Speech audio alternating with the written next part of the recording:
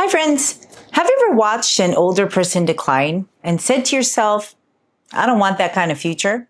Apparently, Gen Z is thinking the same thing, and that's why they are turning to mushrooms in coffee, teas, powders, and snacks, and even supplements. But not all of them are beneficial. The right mushrooms can support your immune defense, protect your brain, and optimize your gut, and it seems to reduce the risk of certain types of cancers. But the wrong mushrooms expose you to toxins, contaminants, poor quality extracts, or compounds that work against the very health goals you're trying to protect. By the way, my name is Dr. Lou, and I'm a double board certified medical physician for almost 30 years. And I've developed a unique perspective on longevity, inflammation, and metabolism. And what I've consistently seen is this: people who don't optimize their metabolism and control their inflammation, they don't just get chronic diseases. They also get more infectious diseases that absolutely will worsen any chronic disease and will decrease the quality of life and shorten longevity. So today, I'm going to show you which mushrooms are actually worth eating and the best way to eat them, which ones may be risky, which ones have potential to reduce cancer risks, slow aging, improve immune health, and long-term resilience. This really isn't a video about mushrooms. This video is about exploring nutrients to support your body so it becomes resilient to the stressors of inflammation that erodes your independence. However, there's a lot of perks with aging. You're wiser, you have more money, and you don't really care about what other people think as much. But physically, we all need more support. So do mushrooms help us preserve those functions with compounds that influence oxidative stress, immune signaling, gut bacteria, cholesterol, inflammation, and brain aging, which all play a role in how well we age and how vulnerable our bodies become over time? And one of the biggest reasons that this matters is because the same internal environment that shapes how well you age also influences how vulnerable your body succumbs to diseases like cancers that steals life years. That's why I give my family mushrooms every day. Now, did you know that the white button mushroom in small clinical trials have been shown to reduce PSA levels in some men? PSA is a marker for prostate inflammation, which can be caused by cancer. Now, in Japan, people who eat mushrooms on a regular basis had a lower risk of prostate cancer. And in women, white button mushrooms was active against breast cancer cells. But cancer is really not a sudden event. It may seem like people just get that diagnosis overnight, but cancer grows for years to decades unnoticed. And it usually does not happen because of one random cell simply went rogue. That cell in the right environment with chronic inflammation, oxidative DNA damage, impaired immune surveillance, metabolic dysfunction, and gut-derived inflammatory signals allows that one cell to take off. And wouldn't it be ideal to squash cancer with food in its infancy? That is what makes food-grade mushrooms super interesting. They contain compounds that appear to support some of the very systems that help keep abnormal cells in check. And one of the most important compounds in all mushrooms is ergothioneine. Now, you may not have heard of this molecule, but your body actually has specific transporters for it, even though your body doesn't make any of it. That tells you this compound likely matters. Ergothioneine acts like a protective antioxidant. Mushrooms are one of the richest dietary sources of ergothioneine, which may help to reduce oxidative stress, protect your mitochondria, and limit the kind of long-term cellular wear and tear that makes aging and disease more likely. Now, when you help support your body by creating an environment that is less favorable to chronic damage that eventually contributes to cancer development, you effectively reduce your risk of cancer. If you never develop cancer, there's nothing to cure. But that's not the reality for millions of people. If you had cancer, did you know that the best way to get your cancer into remission is to activate your own immunity? The tumors are gone with no chemo, no radiation. It's incredible. And it works by unlocking the body's natural immune system to fight cancer. Now, wouldn't it be ideal if you could activate your immune system, which people only appreciate when they think about colds, flus, or maybe autoimmune diseases? But one of the most important jobs of your immune system is to recognize damaged, infected, and abnormal cells, precancerous cells, before they become a bigger problem like cancer. Now, that becomes even more important with age, when your immune system becomes weaker, more inflamed, busy trying to mitigate other chronic issues. You become susceptible to infection, slower healing, chronic inflammation, and less efficient cleanup of those damaged precancerous cells to then be at risk for more cancers. That is one reason why aging often does not come as just one issue. It tends to show up as a cascade of chronic health problems. Now, mushrooms are relevant here because many contain beta-glucans and other polysaccharides that interact with immune cells and immune signaling. Now, that doesn't mean mushrooms make your immune systems bulletproof. In fact, it can actually do the reverse. But it does mean that the right mushrooms can help support some of the exact functions that become more important as we age, if you know which ones to focus on. So no matter your age, everybody knows to look for protein, right? A macronutrient we all need to get enough of. And guess what? The majority of Americans are getting beyond a 4.0 GPA for protein. They're getting an A+. And this is why I think people often ask the wrong question about food. They ask whether something is high in protein, low in carb, or low in calorie. But the better question is, does your food actually help to reduce damage and support resilience at the cellular level? Now that's harder to eat. And mushrooms are unusual because they hit resiliency and they also are a good source of protein. Now, in addition to being a protein source, they contain the ergothioneine, the beta-glucans, the polysaccharides, and polyphenols, as well as minerals and other compounds that can help to reduce inflammation, reduce oxidative stress, increase your microbial balance, and immune activity. Now, that matters because the body does not usually break down from one dramatic event. Most often, it breaks down from years of accumulated dysfunction that eventually shows up as fatigue, poor recovery, vascular disease, brain decline, metabolic diseases like diabetes, or cancer. Now, mushrooms are not magic, but they may help support the internal terrain that mitigate aging or premature aging. They can also be used in a practical way that people have overlooked. Heard of umami? Umami is one of the 5 basic tastes along with sweet, sour, salty, and bitter. It makes savory or delicious. It's a taste that makes food feel rich, deep, and satisfying, like broth or soy sauce. Biologically, it comes from compounds like glutamate, which signals to your brain that the food contains protein or amino acids. Umami is basically the deep, savory taste that makes food feel rich and satisfying, complete. And mushrooms are one of the best natural sources of umami. It's often described as meaty, brothy, almost mouth-watering in flavor, and it comes largely from the naturally occurring compounds like glutamate and certain other nucleotides such as guanylate, which mushrooms are especially rich in. That's why when you add your mushrooms to a dish, even if it's green veggies, it suddenly tastes fuller and more satisfying without needing as much salt, butter, cheese, or meat. And this is one reason why mushrooms are so useful for health. They don't just bring those beneficial nutrients, they also help healthy food actually taste better, and they can replace less healthy ingredients. I have here morel mushrooms. Now, these mushrooms are more expensive because they are hand-picked, and they give food a very rich, meaty taste. They are more difficult to pick because they're not grown. They're actually foraged in the wild. My favorite actually are shiitake mushrooms. I have here fresh shiitake mushrooms. These are delicious. These are shiitake that are snacking mushrooms. Look at the size and how it's shrunk. So different.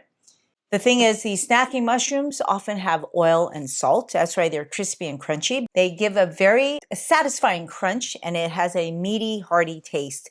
Almost kind of like a crunchy, jerky taste. I have here king oyster mushrooms.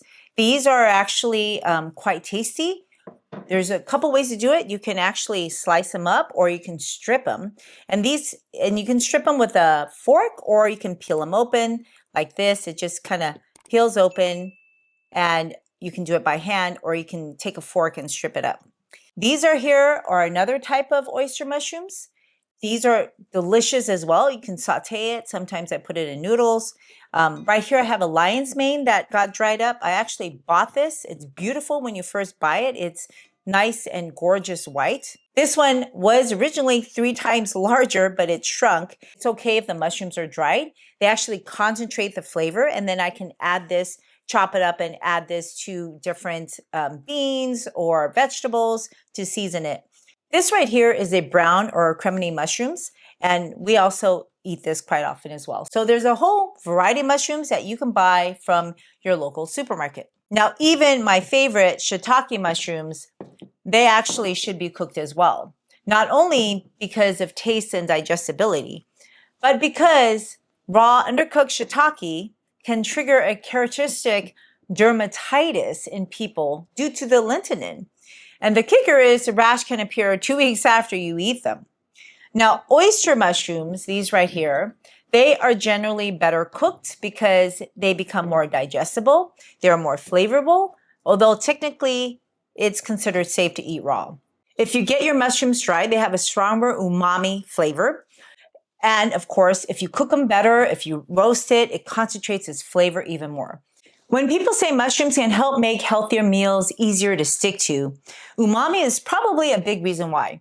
And when you add your mushrooms, you can rely less on the salt, the highly processed flavor enhancers like MSG, and they can replace part of your meat in meals. They lower your calorie density in dishes, and they add compounds you simply can't get from ultra-processed foods. And if you put your mushrooms out in the sun, of course they have to be live, then before you cook them, the UV sun exposed mushrooms can provide more vitamin D than it would if you didn't.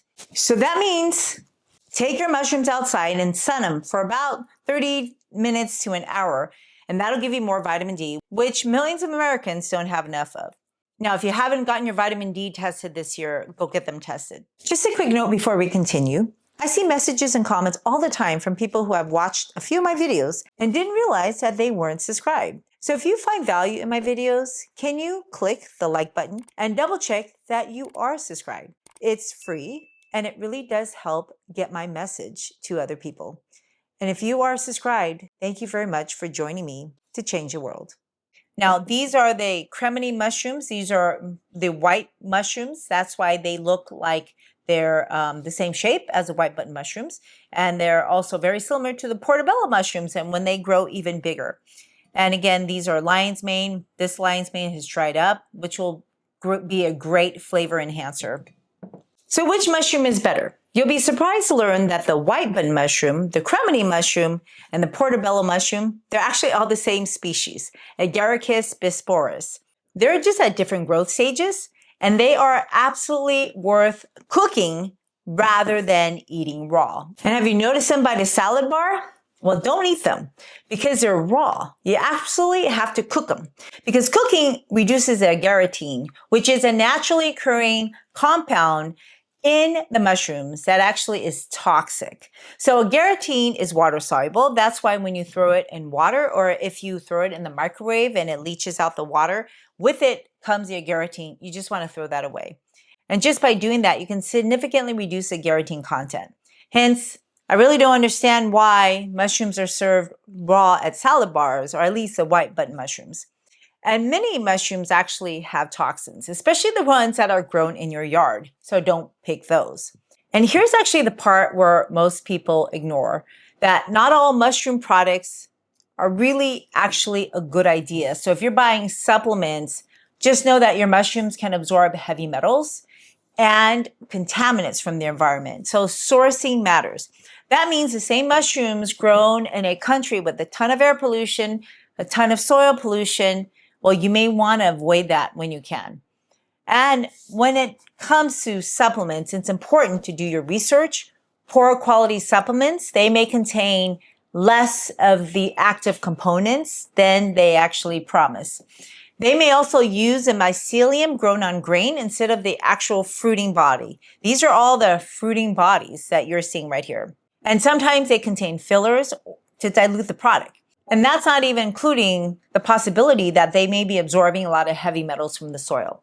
So I actually tend to shy away from mushroom supplements because in general, manufacturers do not follow good practices. And when I can, I like to just find my mushrooms in whole food form and eat them as a part of my food. And I had mentioned lion's mane. You can go to the supermarket and buy them fresh. Keep in mind that, Gen Z, they're buying a ton of mushroom drinks and snacks, just like right here. And when you eat these, you may be getting sugars, other additives, salt, other ultra processed ingredients that could actually cancel much of the health benefits in your original mushrooms. So read the ingredients very carefully. And of course, if you're foraging wild mushrooms without expertise, that can be super dangerous. So if you want the benefits, the safest, smartest rule is to buy mushrooms that are properly sourced. And you can get great deals at Asian supermarkets. They are also super easy to use and to clean. Like I said, you can saute these shiitake mushrooms or oyster mushrooms with garlic and onions. You can add kale or bok choy, other cruciferous vegetables. Serve that over quinoa or brown rice. And if you add nuts and seeds, especially sesame seeds, gives it a really good flavor. And you can also add these to your beans. It can give more protein, add some turmeric, black pepper. More plant compounds together will work in your favor. And when you create these meals, they're powerful, not because of one superfood, but because it combines multiple superfoods, including mushrooms, that gives you fiber, minerals, and polyphenols. It is something your body can actually use. And that is how you build gut health, immune resilience, metabolic stability, and a body that is less vulnerable to stresses over time. Hi, friends. I am so thrilled that you want to take charge of your health and take charge of your food. Now, I know nutrition can be complex, but it doesn't have to be. And I'm here to support you in this lifelong journey. So if you point your camera app to this QR code, it'll take you to a link for a free handout that I created just for you. And if you like it, if you want to see other handouts, please go to the link in my show notes, and then you can leave me your feedback on what I could do to help you in your journey. Okay, back to the video now. So let's go over how we can use these mushrooms. So this is a shiitake mushroom. This is basically shiitake mushroom, and I stir-fried it with some ground pumpkin seeds and walnuts to get more protein, omega-3s, and fiber. And on top of that, I added some sesame seeds, some spices, such as ground ginger, garlic, pepper. I actually added whole pepper seeds, crushed pepper. And then I added onion powder. I think I added a dash of turmeric as well. And I topped it off with a little bit of sesame oil. Shiitake mushrooms are super important to cook well, because if you don't cook it well, potentially you can get a shiitake mushroom rash. I'm going to assemble a spring roll with all these ingredients. And the first thing we want to do is to soak our rice paper. Now, I know I talk about limiting your rice, and I do limit the rice, but actually there's nothing else that works like rice paper. So I'm ultimately eating rice paper whenever I need to eat spring rolls. The rice paper will become translucent when it softens, okay? And so now we're gonna assemble the rice paper. First, we're gonna put a starch. Usually they put some noodles. What I'm gonna do is I'm going to put the grains that we cooked. These grains have fiber, it has protein, it gives you that starchy feeling, but at the same time, it's not refined rice, right? I'm trying to limit my rice. So this is oat groats. I have a bowl of oat groats. Right here, I have some buckwheat. Comes out as sticky as rice. So I'm just gonna fold it together, okay? And these, of course, have no flavor. And that's the thing, you have to mix it with other foods, right? Otherwise, it won't taste so good. So now I'm going to put some shiitake mushrooms in here. I'm gonna use my lentils, okay? Put a little mushrooms in the center. All right, so it looks like this. I'm just assembling it. This is some lentils. I boiled this in water too. And this, of course, was in my my other video that I'm now using to use the ingredients to make this spring roll. And I'm going to take some onions. I kind of boiled it, added a little bit of oil, some olive oil in it. Onions are great for quercetin, as well as a great prebiotic.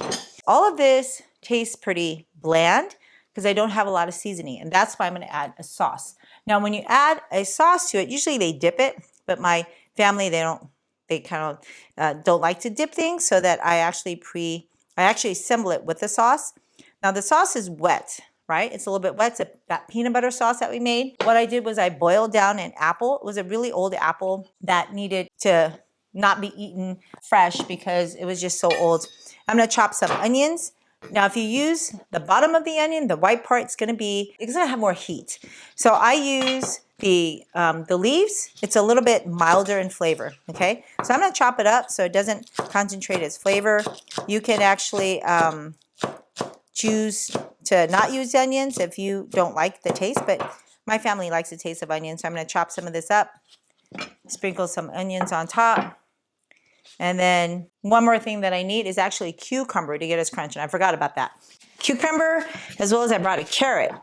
Now here's how what I'm gonna do with the carrot. I'm gonna grate it, and once you grate it down, you can add this into your spring roll, okay? I usually wear gloves when I grate because you're putting so much pressure and this is really sharp. Now I'm gonna cut the tips off for the cucumber.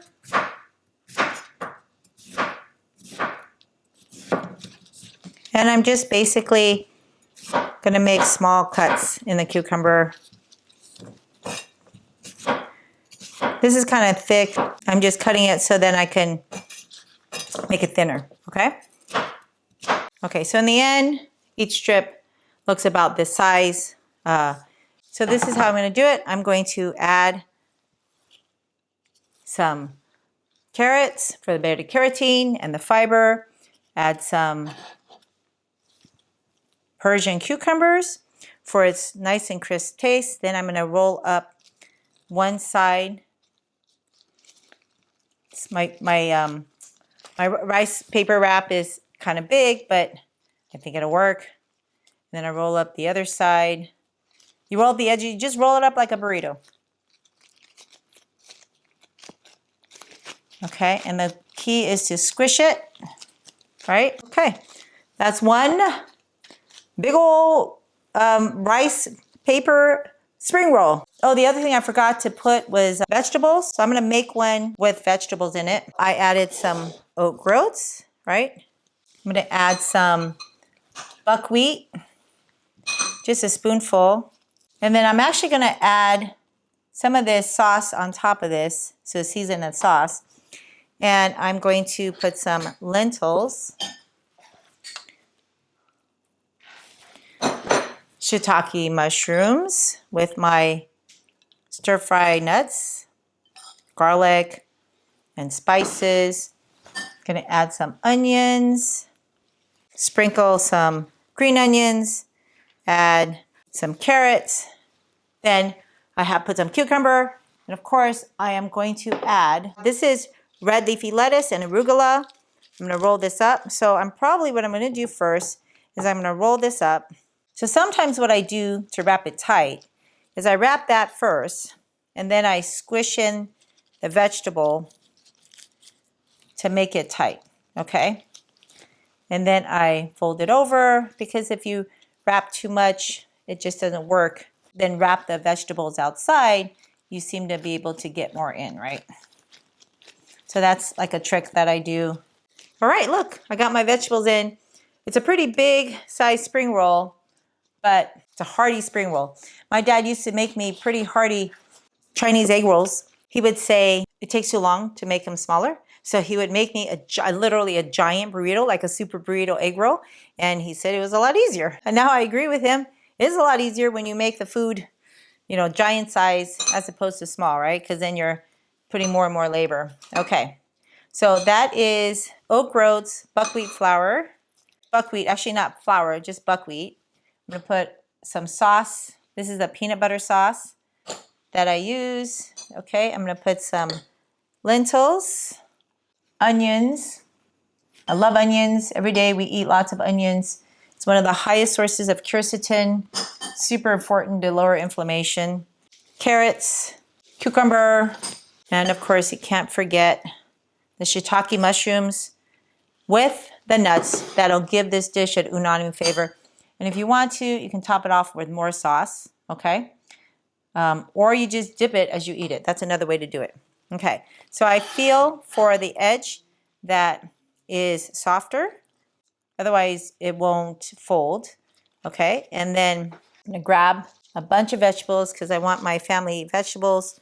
I'm gonna roll it up so that it's a little wad. And that's how I make a giant stuffed spring roll packed with superfood nutrients. That's another spring roll number 2. Let me see if I can make a few more because I still have lots of food left. And you know, when you eat all this in a spring roll, it's pretty much dinner. You're full. I could probably eat 3, 4, 5 of these myself, and I'm pretty full because all of this is filling. It's all full of fiber. Fiber promotes satiety, has lots of protein. I mean, I'm putting whole grains. I'm putting lentils. I'm putting nuts and seeds and mushrooms.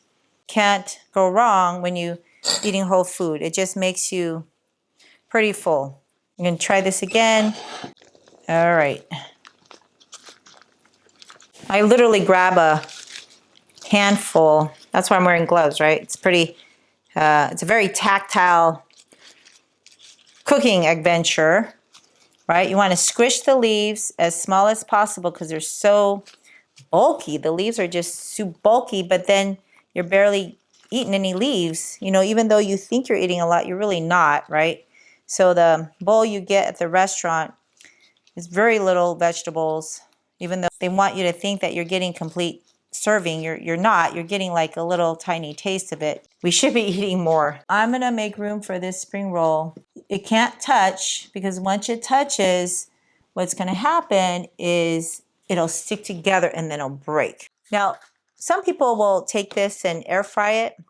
When you air fry it, you know, you do heat up the ingredients inside and the raw ingredients may not be so crispy. Now, I put wetter ingredients or ingredients that don't mind being wet on the bottom first since my paper is a little bit wet. So this way, if it absorbs it, it's okay, right? As opposed to if you're putting something crispy in it and then absorbs it, it's going to get kind of soggy.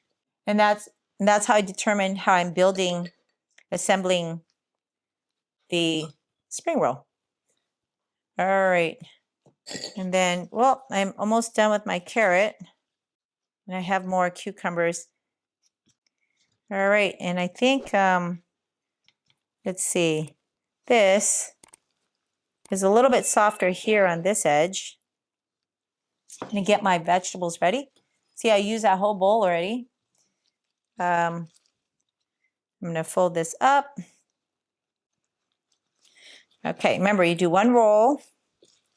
You wad this together, your vegetables, right?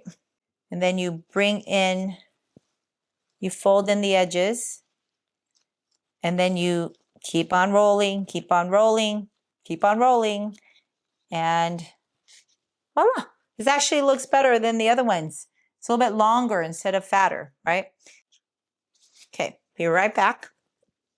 When I went to go get my vegetables, I found this lentil wrap that I made. So what I'm going to do is I'm actually going to cut it up and put it in, right? Why not? It's just, all it is beans or lentils. It's a good source of protein. It gives a different texture, right? Just another great source of protein. And so this will be a little different. Okay, so we're going to put the starch. Not real starch, but the starchy carbohydrates, I should say, right? It's not just starch. It has fiber and protein. But it gives that starchy carbohydrate taste. Okay, so I'm putting kind of a little bit of the wet ingredients first to separate the lentil so it doesn't get so wet. Another way you can separate it is to just fold it separately, right? So let me show you, okay? So I'm going to fold it here first, right? And then I'm going to put some lentils. Put a couple of them here. Okay? This is dry. This is a dry vegetable. So then I roll it up here. That's one way to separate your ingredients to keep dry ingredients drier. So then this will be a lentil, like a lentil wrap roll on top of loose lentils inside. Okay. I think I have enough to make more. I'm actually quite hungry, and I could probably eat a whole plate by myself. Okay, so oat groats, buckwheat,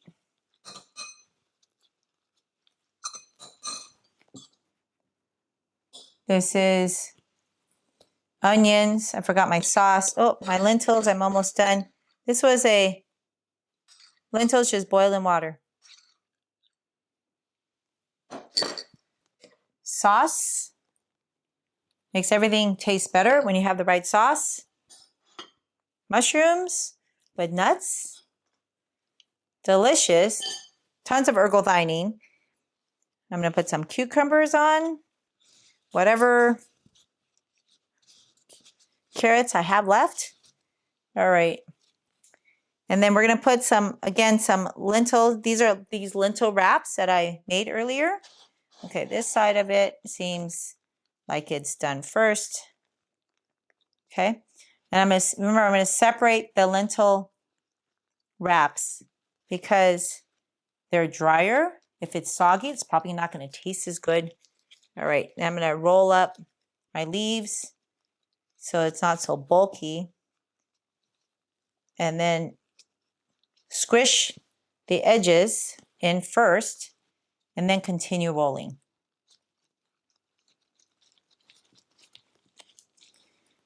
All right, so I made a big mess to clean up, but these are my spring rolls. It's pretty good. We made quite a few spring rolls, and ultimately what you can do is, let me show you what it looks like inside.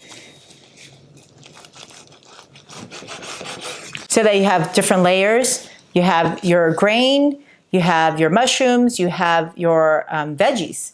And in the end, if it's not enough sauce to season, you take a little bit of this, you put it on top, right? This is just apples, peanuts, freshly ground, garlic, some vinegar, I think some ginger, and a little bit of salt of your choice.